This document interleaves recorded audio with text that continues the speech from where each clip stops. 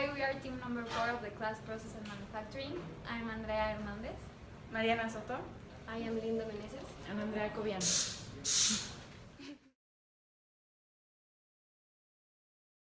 Melt aluminum alloys to understand the process of loading a piece of furniture to obtain a finished product.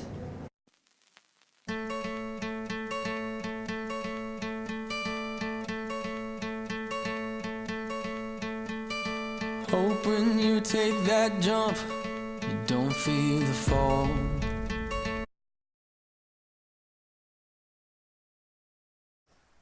First, we added the aluminum in the crucible recipient. This recipient can contain 12 kilos of material. Then, we put the crucible inside the ceramic oven and we turned on the oven till we got to 660 degrees for 30 minutes and we closed the oven for protection. While our aluminum is melted, we prepared the sand, making it more thin so we can use it. Then we placed the molds and we add some baby powder to our mold.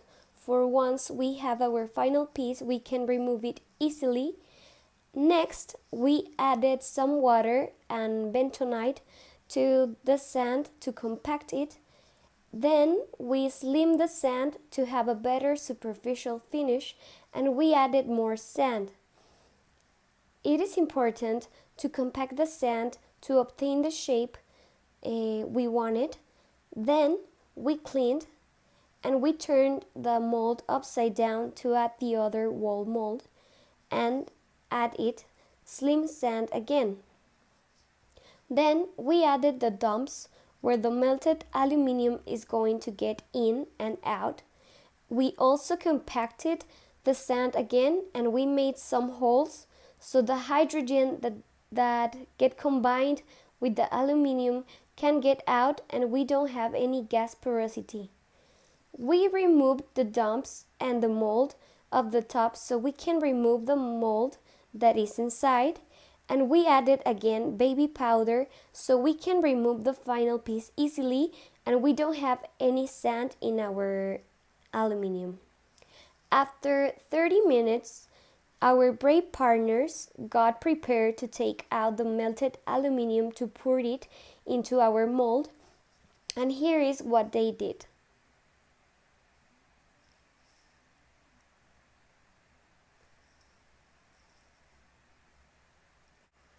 Here they are taking out the melted aluminum very carefully and they are placing it on a base.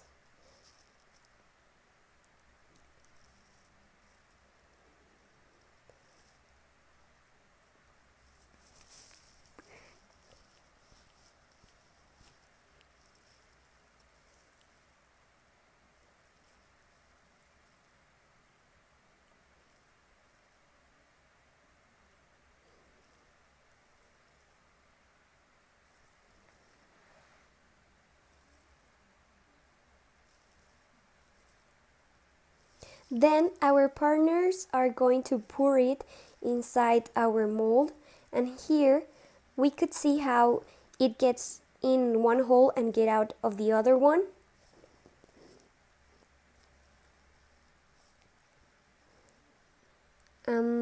Then they poured the other aluminum in another recipient.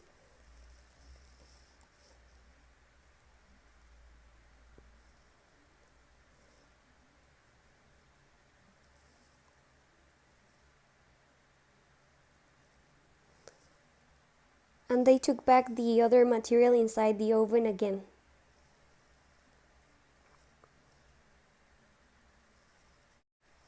Finally, we removed the sand from our final piece and we cooled it on water, and here is the final piece that we obtained, and we could see that it has some defects as inclusions, metallic projection, pipes, and gas porosity.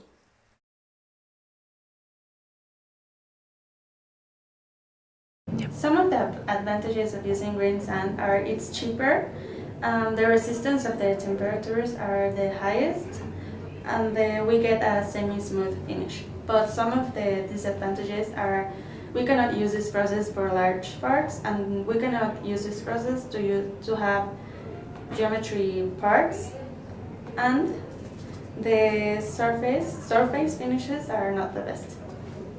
Contraction tolerance. During solidification of the material, it contracts to a 7%. Pounding tolerance. We need to heat the piece when we want to extract it, and this could cause a modification in our final piece. Extraction tolerance. When we are going to extract our piece, it is necessary that our surface is expanded so we can slide the piece easily. Distortion tolerance. When a piece has an irregular surface, its cooling and will be irregular, and also the contraction. To avoid pipes in our finished product, we must add 7% more of the product melted because when the product is dried, it tends to contract and it occupies more product.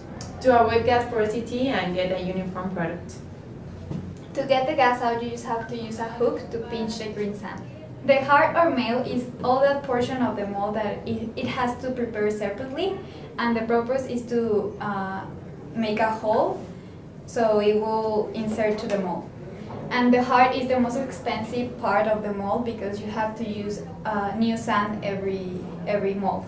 The function of the charger was to make holes on our sand to put the melted aluminum in it. And the function of our cooler, we use water, and we use this to get our piece cold so we can touch it. And the function of the basin was to extract the finest pieces of the sand so we get a smooth finish on our product. The green sand is used for casting and is composed of 28% of select sand, 66% of old sand, and 6% of carbon dust, and its humidity it's around 6 and 7%.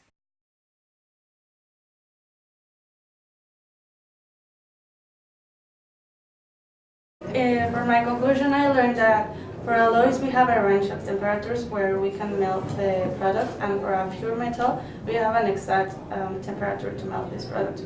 If we pass over this temperature, we get the mechanical properties of our product will modify, so we have to be careful when we melt our products. During this practice, I learned to be very safe because you're working with a hot oven, and you have to be careful and also wear the equipment right and be careful when you're grabbing the slumps.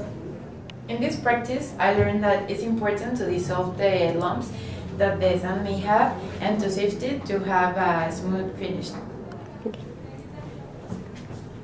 For me, it was very interesting, the process that we did in this laboratory. And what I learned is that it is important to let the gases get out of the sand, because if we don't make this, we can cause gas porosity. And also, it is important that when we are pounding the piece to get out the mold, we make this carefully because we can cause a modification in our final product.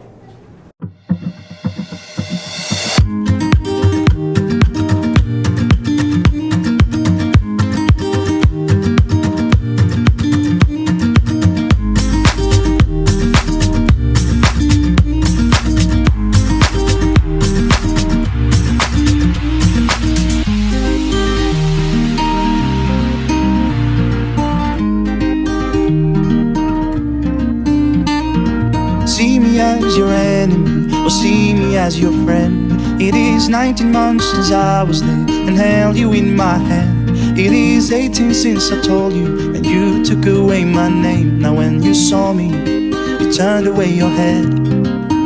You won't forgive me, and I will understand now and then.